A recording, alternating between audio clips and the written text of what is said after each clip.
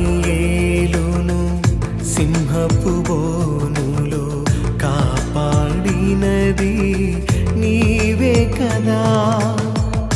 దానియేలును సింహపు బోనులో కాపాడినది నీవే కదా. జల ప్రళయములో నోవాను కాచిన బలవంతుడవు నీవే కదా.